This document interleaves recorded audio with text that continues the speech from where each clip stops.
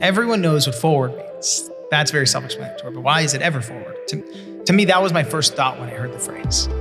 To me, what it resonates is that it's easy to move forward when things are nice. When the sun is shining, when the wind, is in your sails, like that's the easy part. The reason it's ever forward, to me, is that how do you move forward when things aren't so easy?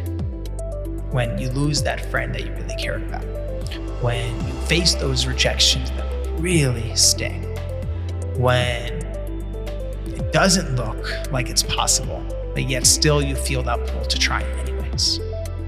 That's where the magic of life comes in. 3, 2, 1.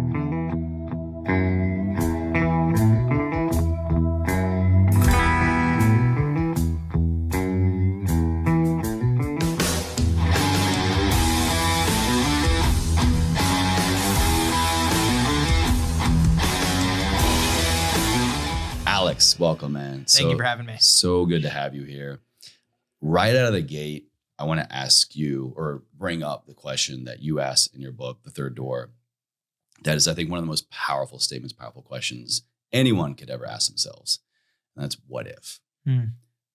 Did you land on that question immediately? Did someone pose that? How did that kind of guide and kickstart your journey in all this? That's cool. I've never thought of it that way before. I think you're right in the sense that a question of what if is essentially a seed for change. And I know I have been dealing with this a lot the past year. A lot of people I talked to have been dealing with this the past year. And I definitely dealt with this 10 years ago when I started the journey of the third door, which essentially lying on your bed, staring at the ceiling, your stomach turning, wondering what the hell you're doing with your life. And whenever I'm going through that feeling, I hate it. I want to do whatever it takes to get out of it. I first of all lie about it. People say, how are you? I say, good. Yeah, everything's great. But deep down, my stomach's twisting.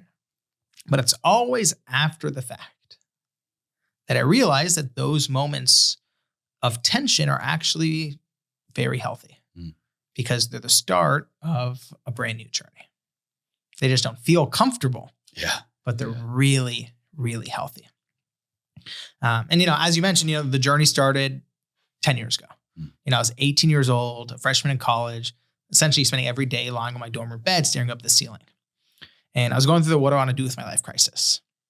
And to understand why I was going through it, you have to understand I'm the son of Persian Jewish immigrants, which pretty much means, I know the Persian background, Boshe. right? Essentially means, I came out of the womb, my mom cradled me in her arms, then she stamped MD on my ass and sent me on my way.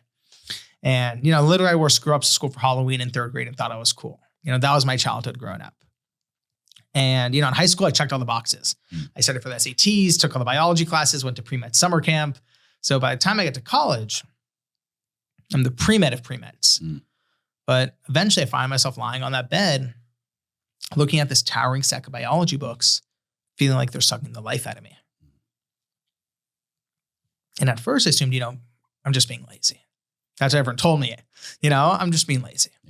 But eventually I began to wonder, maybe I'm not on my path. Maybe I'm on a path somebody's placed me on and I'm just rolling down. So now not only do I not know what I want to do with my life, I had no idea how the people who I looked up to, how they did it. At the time I was wondering, how did Bill Gates sell his first piece of software out of his dorm room when nobody knew his name? How did Spielberg become the youngest director in Hollywood history without a single hit under his belt? This is what they don't teach you in school. So I just assumed there had to be a book with the answers. So I'm going, to the library and ripping the business books and self-help books, assuming there had to be a book, not on a particular age in life, but really a stage. When you have a big dream, you have a big goal and no one's taking you seriously, no one's answering your calls, how do you find a way to break through? And that's when my naive 18-year-old thinking kicked in. And I thought, well, if no one's written the book I'm dreaming of reading, why don't I write it? Why not write it myself? Exactly. Yeah. And I thought it'd be super simple. I thought I'd just call Bill Gates, interview him, interview everybody else, and I'll be done in a few months. That I assumed would be the easy part. The hard part I figured was getting the money to fund the journey. I was buried in student loan debt. I was all out of bar mitzvah cash. So there had to be a way to make some quick money. So 2 nights before finals, I'm in the library doing what everyone does in the library right before finals. I'm on Facebook. I was going to say cramming, right? No, avoiding cramming. That would be you, not me. So, I'm on Facebook not this guy, no. and I see somebody offering free tickets to The Price is Right. And I actually was going to school in Los Angeles, not too far from where the show films. And my first thought was, what if? What if I go on the show and win some money to fund this book? Clearly not my brightest moment. But pretty quickly, a thought of possibility was getting attached to what I'm assuming you were thinking was an impossible path, an impossible journey. You began to kind of piece together in the story, this is crazy, this might not be my path, but then why is this thing revealing itself to me on my path? Yeah, and I think the power of what if is even when it's illogical, it's sometimes even more powerful. And I remember literally sitting in the library trying to prove to myself this was a bad idea. Yeah. And I, ripped open my spiral notebook and I wrote best and worst case scenarios, pros and cons, cons, fail finals, get kicked out of pre-med, lose financial aid. Mom stops talking to me. No, mom kills me. And, there's about 20 cons. And the only pro was maybe win enough money to fund this dream. And it's almost as if somebody had tied a rope around my gut and was slowly pulling in a direction. So that night, I decided to do the logical thing and pull an all-nighter to study. But I didn't study for finals. I said how to hack The Price is Right. Yeah. And I went on the show the next day and did this ridiculous strategy and ended up winning the whole showcase showdown, winning a sailboat, selling the sailboat, and that's how I funded the book. And that's how the journey began. I love what you said about someone tied a string to your heart or a rope to your heart and was like pulling you. I've talked about that so many times. And I think that is, I guess what I'm trying to say is a piece of advice to somebody listening who is already like, yes, this is me. Pick up early on when you feel like you're pushing yourself or you're being pushed versus something pulling you. Can you describe what that difference felt like for you? And how did you know being pulled was better than being pushed? It doesn't happen often. So I think if you're actually waiting to be pulled, you'll be waiting for a long time. So I'm not one to say, just, sit around on your couch and watch Netflix until you feel pulled by something. I show up and pull you. Right. And actually, if you remember in the story, it wasn't that I was lying on my dorm room bed feeling pulled to write a book. No, it was being in the dorm room bed confused and in pain. And it was actually the pain that got me to the library. And it was the pain that got me reading all these books. It was the pain that got me started. Well, what ends up happening is when you're on the journey, when you're on the right journey, eventually you find yourself being pulled. And a great thing that I like to think about, actually, it never made it into the book. It got cut out because it didn't fit into the book. But a little thing that I like that I learned in my research is that one thing that people don't know about the founding of Microsoft is, Bill Gates was at Harvard. And at Harvard, there's a thing called, I think it's called reading period. It's the week before final exams where you're supposed to be just, there's no class and you're just supposed to be studying right before finals. Bill Gates started Microsoft during that week. Essentially, he procrastinated studying for finals and essentially began starting Microsoft. Wow. Complete coincidence, or maybe not a coincidence, Mark Zuckerberg started Facebook during that same week, the week before final exams. Again, there's no data here. This is anecdotal, but this is just my personal belief, which is when you find yourself procrastinating and doing something else, that something else might actually be your passion and your purpose. You could be, full on in health and wellness and you love that, but you find yourself just listening to podcasts and creating podcasts and you end up, 10 years later. That's the Chase Ewing story. There you go, right? Yeah, really. And again, there's obviously a difference between procrastinating on video games and Netflix and saying that's my passion. That's not what I'm saying. But I am saying, there's a lot of people who, work a 9 to 5 and all they want to do is go to a flower shop on the weekends and arrange flowers and it just fills them with enthusiasm. There's something there. And again, I'm not saying quit your job and go be a florist, which you could, but there is something to notice about what fills you with enthusiasm. And something that I've learned over this 10-year journey is that when you follow your enthusiasm, things begin to open up. Not a bad way to look. It's easy to get excited about things that already excite you. And so I think that's a great stepping stone for people to pay attention to when we're thinking about what we want to do with our lives. there's a lot of immediate friction or even wonder or the what if, but there's a lot of uncertainty and fear with that. But if we can just begin to think about the things that we're already excited about, that for me has always unveiled new opportunities and work, but not work that I feel is work, if that makes sense. You know, I want to ask you this phrase. I think honestly, if we only talk about this the rest of the show, I'm very happy with. Bite off more than you can chew and figure out how to chew later. This was a phrase that one of your earliest mentors mentioned to you. And I never met the guy, but the way you're talking about this Summit founder, I was like, he gets entrepreneurship. He gets pursuing what lights you up. And that for me, I think is one of the most important phrases that I walked away with from the book. So how did that land on you when you heard that? Because you were still kind of finding your foothold. Yeah, in this I was journey. 19 when he said that. Yeah. So how did you interpret that? And then what was it like actually acting on it?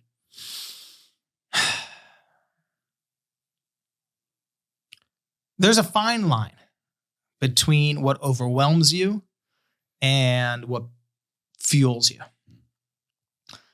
And I think the difference is, there's a great, I don't know who said it, but I heard a quote once that said, the difference between burning out and, pulling an all-nighter for, your purpose is how much you care about it.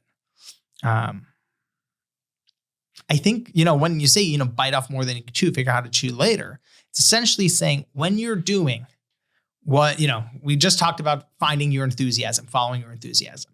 When you find something that you care about. And by the way, I don't mean enthusiasm in the sense of like you love candy and all you do is eat candy. But I'm saying you find something that you really care about. That you get, time just goes away, that you find yourself just enthralled with easily. Right. Yeah. And there's a deeper purpose. Mm-hmm. Ever Forward, comes from your father. And, there's a deeper purpose, not just for fun. There's a sense of meaning to it. Mm-hmm. When you are in that category of activity, really, if you can bite off more than you can chew, I think what's magical about that phrase, figure out how to chew later, is embedded in that phrase is a belief that human beings are more capable than they know and give themselves credit for. I like that. Yeah. I've seen that in the people I studied for the Third Door. I've seen that with different companies I've worked with. Even in my own life, I've been surprised by what happens when my back is up against the wall and I'm afraid of essentially I either make it work or I end up homeless. I'll figure out a way, I'll figure out a way. And I think the beauty of that phrase is essentially gets to the heart of the entrepreneurial experience, which from your perspective, when you're the entrepreneur, when you're the person working at the company and wanting a promotion, when you're the new person on the sports team who's still on the bench, we grossly, for the most part, underestimate what we're capable of. And, there's two ways to do it. Either like, brainwash yourself to have self-belief, which is doable, takes time, or just put yourself in the arena and trust that you'll figure it out. So how did so many of the old gladiators become gladiators? They were quite literally thrust into the arena. Exactly. And then, if you make it out, then you're a gladiator. Yeah. One of my favorite stories in the Third Door is Bill Gates when he was 19 years old making his first cold call, and how he was so afraid of making that cold call that he did rock, paper, scissors with his friend, Paul Allen, to decide who was going to do it. And Bill lost the rock, paper, scissors, which is why he had to make the phone call. And when he made the phone call, he was so scared. He said, hello, this is Paul Allen. Yes, he's the other guy. Right. He changed his voice and changed his name because he was so afraid. Yeah. And I think it's so easy to open Forbes magazine or turn on CNBC and see these, people who are at the top of the business world and assume they were just born that way. Yeah. It's so easy to look at your favorite athletes, your favorite podcasters, and just assume they naturally had these skills. And what we forget is that they all started out having no idea what they were doing. Absolutely, 100%. Which, if you're someone like me, that's very comforting. Because I have no idea what I'm doing. So you're a sheer mortal, just like us. Yeah, it's comforting, man, because I have dreams and I have no experience. And I know if a lot of people listening are in the similar position I am, they have dreams and they might not have experience in that industry. And knowing that everyone starts out having no experience is a good reminder. Well, in my interpretation of your story, and there's so much in your story that is just like, no way this shit's real. But also I believe it 100%. That same initial mentor of yours who shared that phrase also posed something to you later that I interpreted as like, damn, was this a threat? What was going on? Is that if you don't commit to quitting school, if you don't commit to being with me to where we can, at the drop of a dime, go anywhere around the world, talk to these people, pursue your journey of interviewing these people, writing this book. If you don't do this, you're going to regret it. Yeah, I remember that moment. Yeah. Can you, whether it's your mentor or whether it's somebody who maybe doesn't believe in what you're doing, we all have and probably will be face to face with somebody that says, if you do this, you're going to regret it. If you don't do this, you're going to regret it. How did you process that? Yeah, I think people, it doesn't matter if it's a mentor, a parent, or very often a boss. You know, your boss has your back. You say, hey, I'm actually thinking of leaving the company to start my own, coffee shop. And all of a sudden you see their eyes turn and they go, and they just, something possesses them and talks you out of it. And you go, oh my God, this boss who's always had my back thinks it's a horrible idea. I think what we need to realize is that the people, I'm essentially talking to my 19-year-old self right now. The people we look up to are still human beings that struggle with their fears, their own insecurities, their own feelings of not being enough. And sometimes whether you're a mentee, the child, the spouse, we just assume that this person who loves us, whether it's a mentor or a wife or a husband, this person that loves us can just love us perfectly and unconditionally.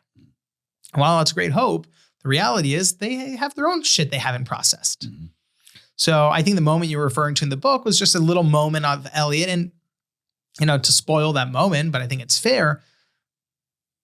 You sort of have to do it anyways and just trust they'll either in a couple weeks come to their senses and come back to being your friend, your mentor, your partner.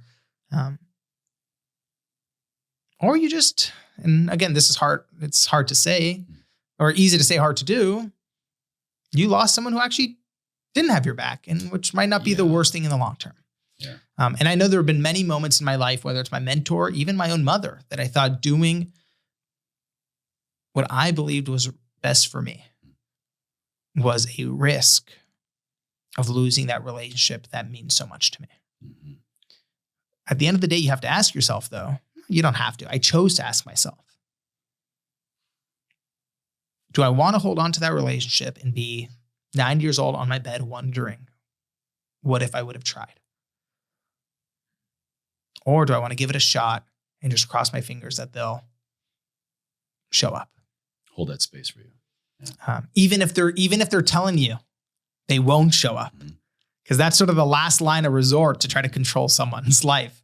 Saying, if you go and follow your dreams, we're over. Roll the dice.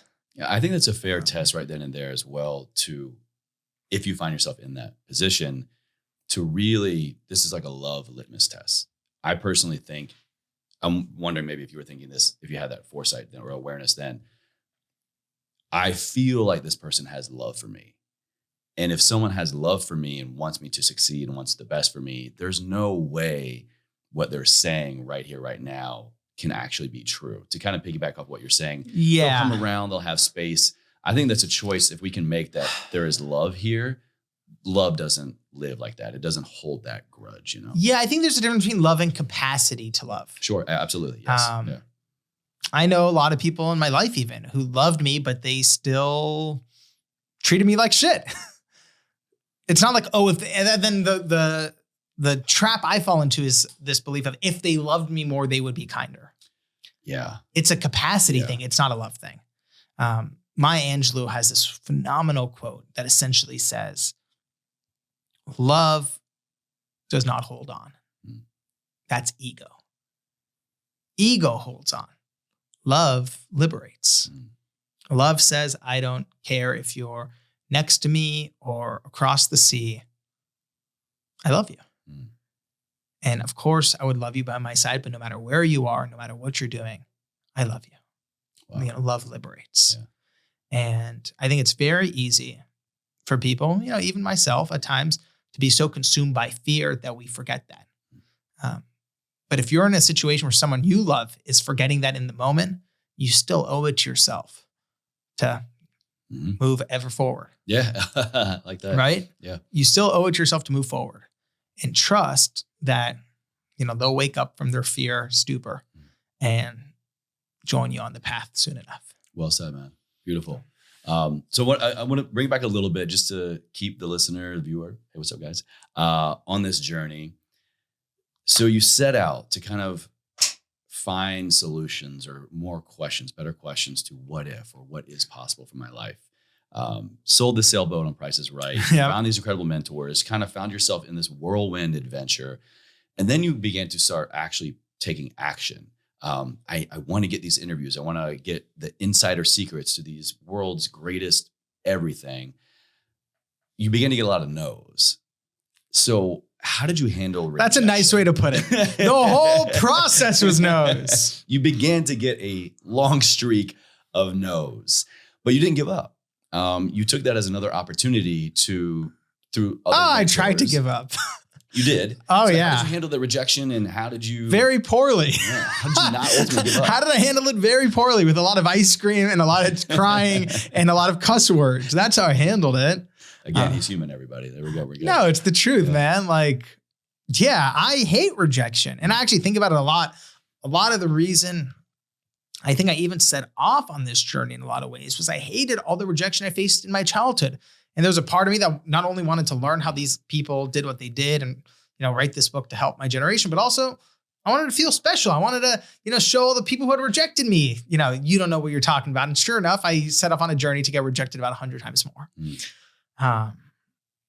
So there's a couple things I'll say. One is that one of the biggest realizations I've had after studying the mindset of success for 10 years is that rejection is a natural part of the entrepreneurial journey. And whether you're starting something new, whether you're at a company and reaching for something new, whether it's in your personal life and you're trying out something new in a new relationship, a new friendship, a new hobby, whenever you're starting out something new, which is the essence of entrepreneurship, rejection is a natural part of the process. So if it's a natural part of the process, the question is, how do we handle it so it doesn't beat us down and wreck the car? An analogy I like to think of is starting something new is like driving a car on a dirt road in the dark of night. Does not matter how good of a driver you are, does not matter how fancy of a car you have. If you're driving on a dirt road at night, you're going to hit potholes, hit rocks, bump the car, and eventually the check engine light's going to come on. No matter how good of a driver you are, the check engine light's going to come on. And that's the equivalent of starting out a new podcast and you're rejected from so many sponsors. Essentially, you want to give up.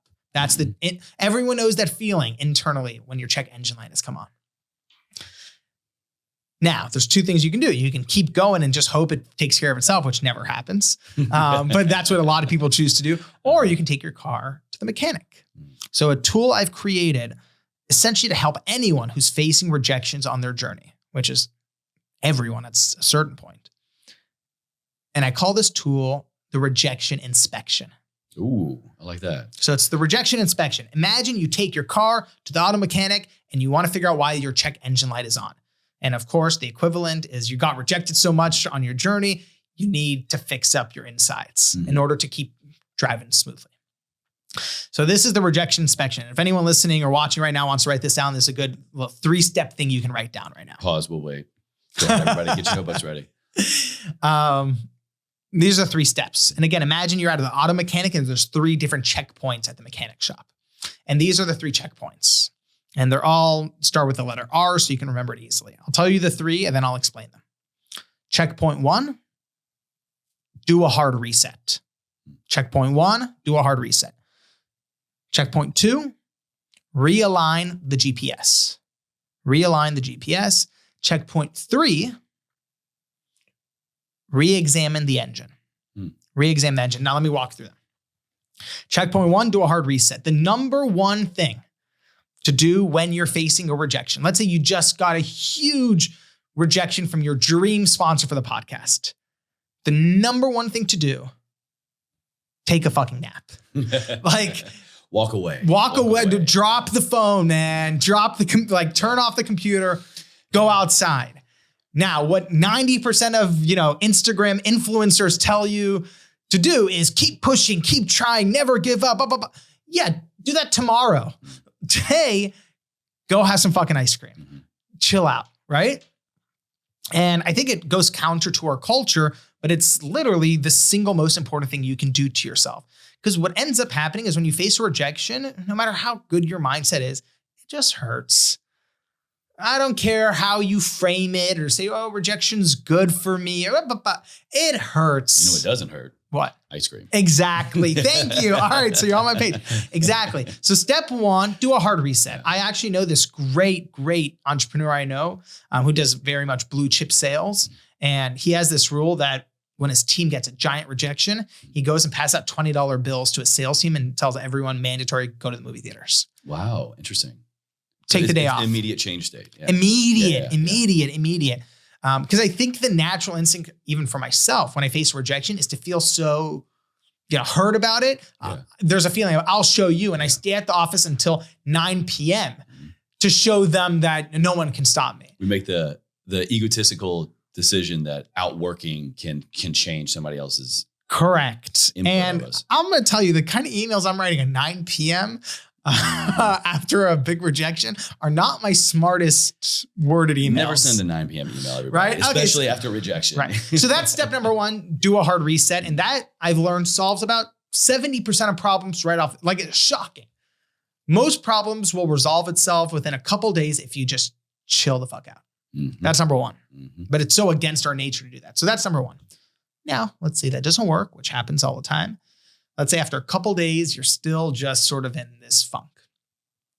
Then we move to checkpoint number 2.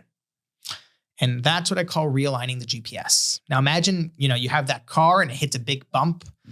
Sometimes the GPS can get confused. Sometimes it says recalculating GPS. Car's literally confused. Things get uncalibrated. Exactly. All the time.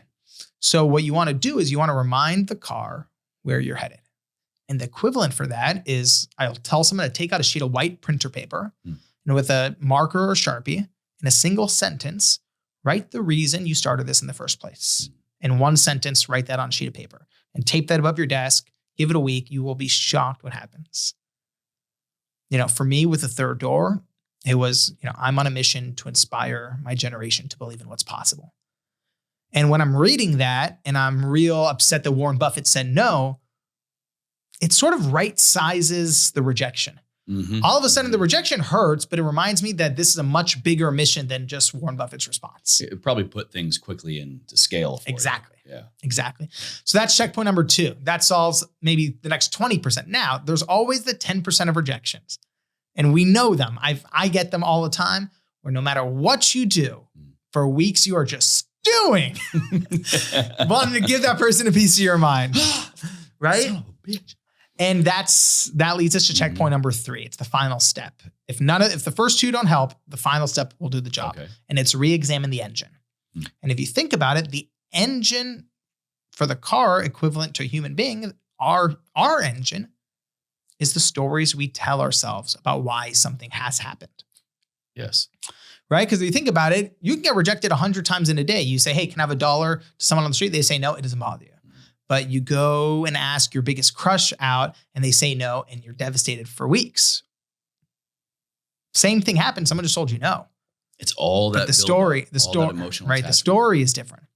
So the reason I say re-examine the engine, what you need to do is like an auto mechanic. This time, you need a second pair of hands here. You need to pop open the hood and get someone, whether it's a trusted friend, a therapist, a mentor, a coach.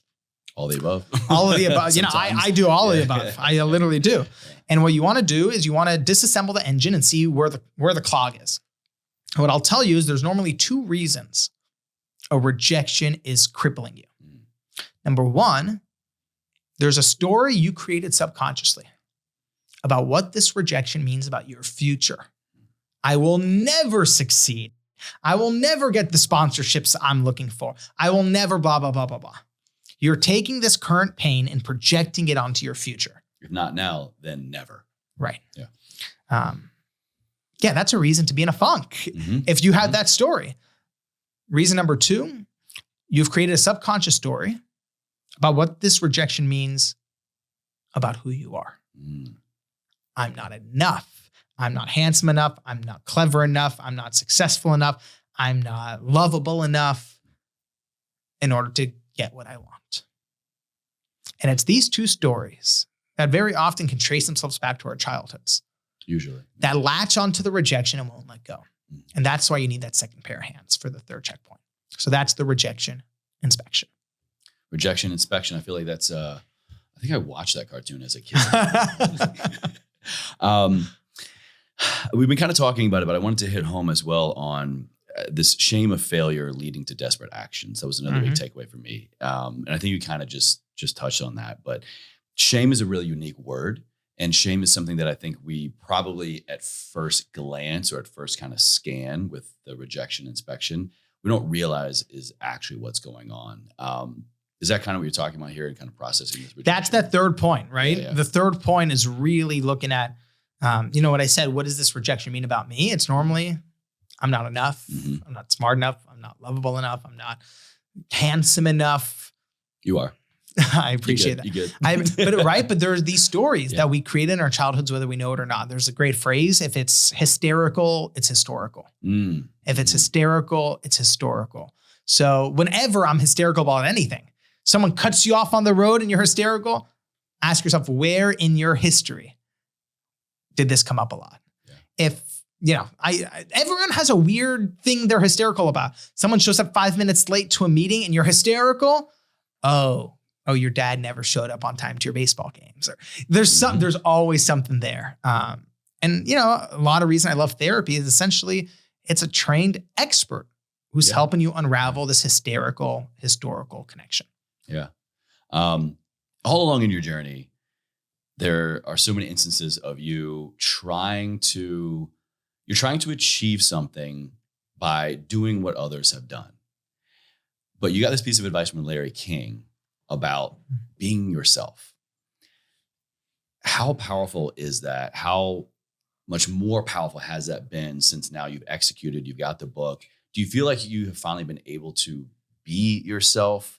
What was it like hearing that from someone like Larry King to basically say, don't copy me, don't copy Oprah, don't follow in the footsteps of anybody else, create your own footsteps?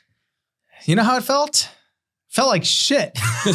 Like doing this all wrong? What do you mean? It feels like shit when you're trying your hardest and someone says, just be yourself. That's the most unpractical piece of advice you can get. It doesn't sound real, right? Like, it doesn't sound real. It sounds like cliche, mumbo jumbo. It's really annoying.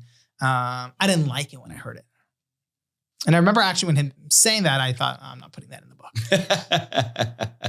Larry's out. Larry's out. Not Larry's in, but that line was out, But when the book ended and I went back on all the audios and all the transcripts, I was like, shit, he was right. And what he was saying is not like be yourself in the sense of like show up in your sweatpants and just be chill. He's not saying that. It actually was Jessica Alba who said something similar in a different way that registered with me a little bit more. And what she had told me, towards the end of my interview with her, she was asking about the book. And I told her, I was like, well, the book is going to, take your advice and everyone else's advice and put it all. And she was like, well, how did you get started? And I told her the whole Price Right thing. She goes, because in the beginning, when I had started writing The Third Door, there was no intention for my voice to be in the book. It was just the people I was interviewing. And she said, the more of, because I told her the Price is Right story. She said, the more of your humanity that you put in to the book, the more relatable it will be. Which is basically what everyone in your journey was telling you the whole time. Like, I'm tell them the story. Right. Yeah. But I'm very thick-headed, so it takes a while. But I think also I can speak for myself. It's very easy to dismiss the people we know. Your friends say, oh, you have such a great voice. You should start a podcast. they're not saying to me, they're saying it to you. But it's so easy to ignore that, right? And just say, oh, they're just being nice, or, oh, I have the best voice of the 10 people they know. Mm-hmm. But it's different when you go and find someone you really look up to and they say it to. What I say to that real quick is pay attention to the gifts that others already receive from you. It could be as simple as a compliment like that. I love that. That's what it was for me. Oh, I love that so much. When you pay attention to the gifts that others already receive from you, the work just gets easier. Oh, that's great. As you said that, I just saw my childhood in a different way. Wow. I just saw my sisters because I have two sisters. Yeah. The work they do, they had that in their childhoods. And the reason they're so good at it is they were doing it since they were kids. There you go. Yeah. Oh, I love that line. Take it. It's yours. That's great. Yeah. That's great. Can you say it one more time again? I really want to remember it. Pay attention to the gifts that others already receive from you. Woo! I'm going to tell that to my mom too. I might need to trademark that tagline or something. That's good. That's good, man. Because what I love about it is the word already. Yeah, absolutely. It's already there. We don't have to create. People are already being blessed by a part of your personality. Mm-hmm. But I think it's very easy for us to diminish our gifts and look at, an Instagram influencer's gifts, or look at a celebrity's gifts and say, oh, those are real gifts. What I do is just my personality. Mm-hmm. Well, shit, Michael Jordan's personality was playing baseball and basketball as a kid, and he turned his personality into his excellence. Yeah, truly. I think that's great. I love that. Thank you. Well, I'm glad you get to walk away with something today, at least, because this whole journey, this whole conversation has been a gift for me. The audience, you guys definitely, you got to get the book. It's just, I loved listening to it, by the way. It's just like, no way. But I want to kind of bring it home a little bit in a very real way. It's funny you brought up the Jessica Alba interview. Well, for two reasons, actually. I have been in love with Jessica Alba for years. She was my first teenage crush. So anytime anybody talks about Jessica Alba, I'm listening. And so that caught my attention in the beginning. But then I remember in that interview, this was right after the unfortunate news of your father becoming ill. He just gotten diagnosed, correct? Mm-hmm. Yeah. And that interview took a pretty hard turn, because no longer could you be this version of yourself that you thought you had to be in the presence of somebody else, or in the pursuit of your goals and your dreams. You had to stop that experience and be very, very vulnerable and very human and very real and very emotional. And that was actually met, in my experience as well, with a lot of open arms, a lot of love, and a lot of, wow, thank you. Every time that I have chose to be vulnerable and chose to stop being this version of myself that I think the other person needs to hear or be or see or feel or be around, it's usually met with much more open arms. What was that experience like? And how has the influence of the meaning you have with your father carried with you ever since he passed? I think going back to what you had said a few minutes earlier about Larry King saying, just be yourself. He was saying this. He wasn't saying, just show up and high five the guy and chill out and be yourself. He was saying the version of yourself that you wrestle with inside of your own head, the parts of yourself that you're insecure about, the parts of yourself you're unsure about, bring that version of yourself into the interview and see what happens. And what happens is a situation that's unique to you. As you mentioned, the interview with Jessica was really hard. A lot of people know Jessica Alba for starting, the $1 billion Honest company, which just IPO'd recently, being a, award-winning actress, global phenomenon. But what people don't know is she did both those things at essentially the same time. And what I wanted to know was not just how she climbed one mountain, but how she climbed two. But what I couldn't have expected is that around the same time I was going in to interview Jessica Alba, my dad just got diagnosed with pancreatic cancer. And I had done a pretty good job before that interview with Jessica Alba, being very, quote unquote, professional in interviews. The dam was about to break. To the point where before the interview with Jessica Alba, I was telling myself, just be professional, just be professional. Don't think about death or cancer. Don't think about death or cancer. And I was doing a pretty good job of holding it together. But what I couldn't have controlled is as soon as the interview with Jessica Alba started, for reasons I may never understand, all she started talking about was death and cancer in her family. And that's when the dam broke. And when I told her my dad had pancreatic cancer, she slammed her hand down on the table and just yelled, fuck.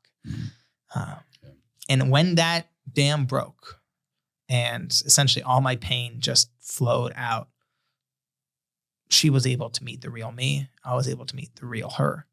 And the conversation that ensued changed my life and has rippled out to, readers around the world. And I think what's so important that I took away from that experience is it's not just about an interview with Jessica Alba. It's about all of our experiences.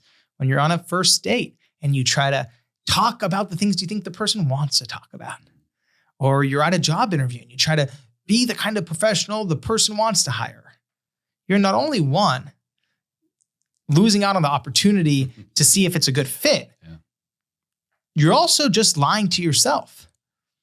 Something that I believe in wholeheartedly, and again, it's easier said than done, is if you are just your real self, essentially talking about the things you're actually passionate about, saying what you actually believe in a thoughtful, kind way, but really putting yourself out there. It's one of the best filters of all time.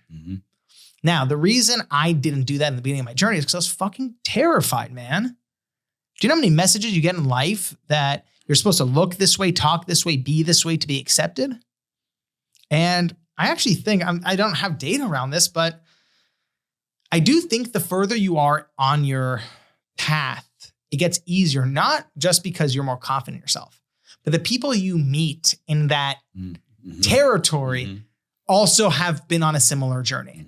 And I think the earlier you're on a journey, in aka the high school stage of life, the college fraternity stage of life, everyone's fake. So if you're acting real, you're sort of awkward, Yeah, outcast. But now, I'm sure you can relate to this. You go to let's say we are at a business networking event and you see someone who goes, oh, hey, bud, you're just get the fuck out of here, man. Right? We were just talking about, our buddy, our mutual friend, Aubrey Marcus. He's so good at just sort of putting all his chips on the table and saying, this is what I'm struggling with. And that's why he's so endearing.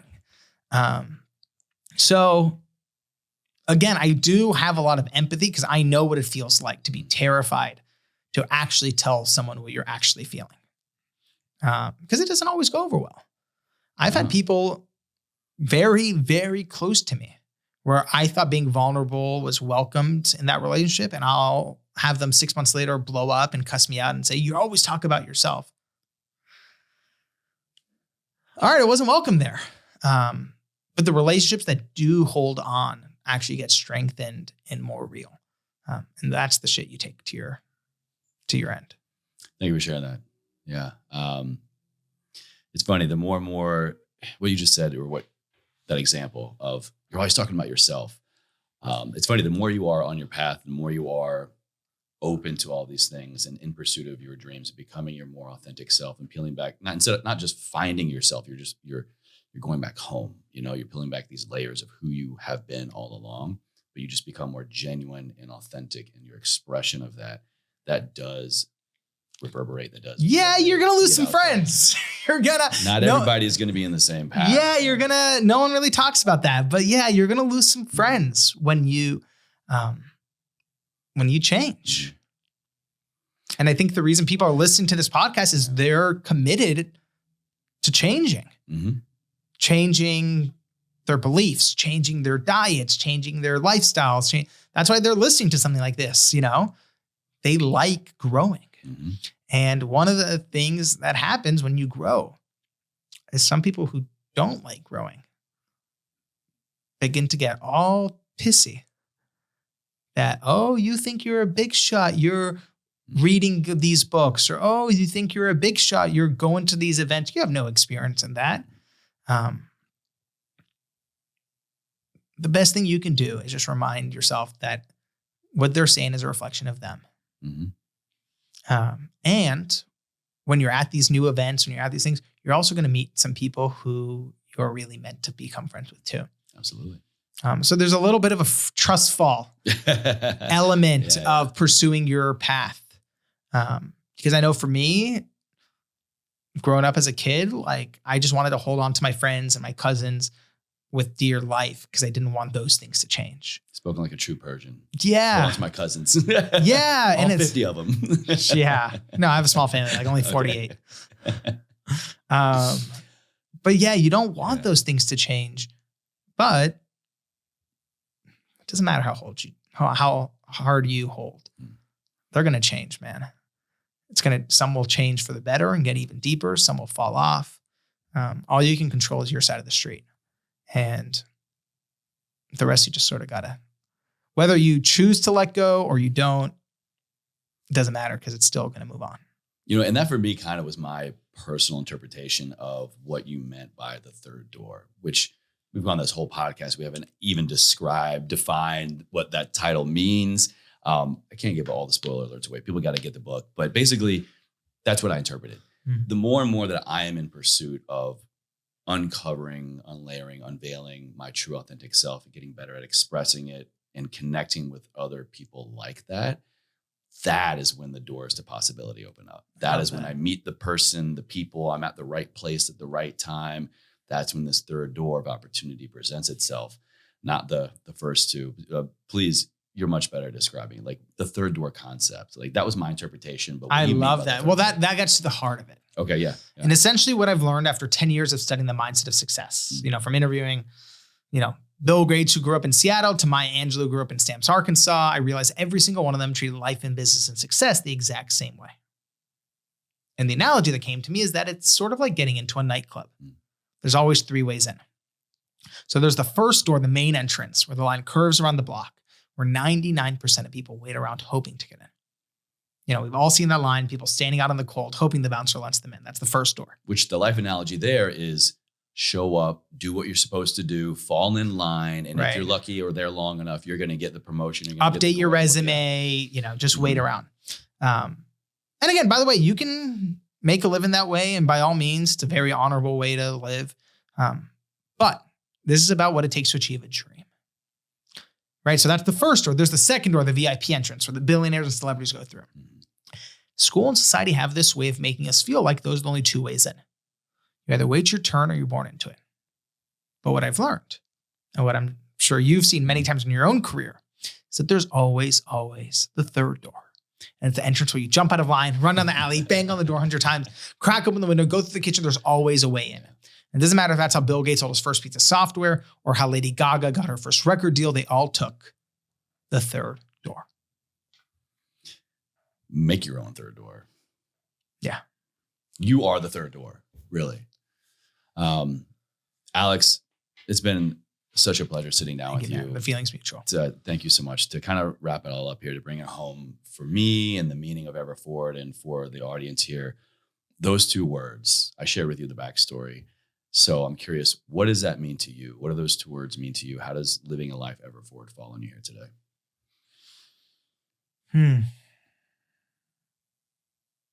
For me, the magic of the words ever forward is really in the first word. Everyone knows what forward means. That's very self-explanatory, but why is it ever forward? To me, that was my first thought when I heard the phrase. To me, what it resonates is that it's easy to move forward when things are nice. When the sun is shining, when the wind, is in your sails, like that's the easy part. The reason it's ever forward to me is that how do you move forward when things aren't so easy? When you lose that friend that you really cared about, when you face those rejections that really sting, when it doesn't look like it's possible, but yet still you feel that pull to try anyways. That's where the magic of life comes in. And I know when you reflect back on your life, whether it's now reflecting back 10 years ago or on your deathbed or reflecting back 50 years ago, the things you remember are the times when all of the chips were stacked against you and you still chose to move forward. Beautiful. Love that interpretation. I always say there's never a right or wrong answer. They're all very personal to me and the audience. So I appreciate that. You guys get the book. This is a wild, crazy whirlwind adventure. The Third Door, the wild quest to uncover how the world's most successful people launch their careers. Here's your playbook. Thank you so much. Dude, my pleasure.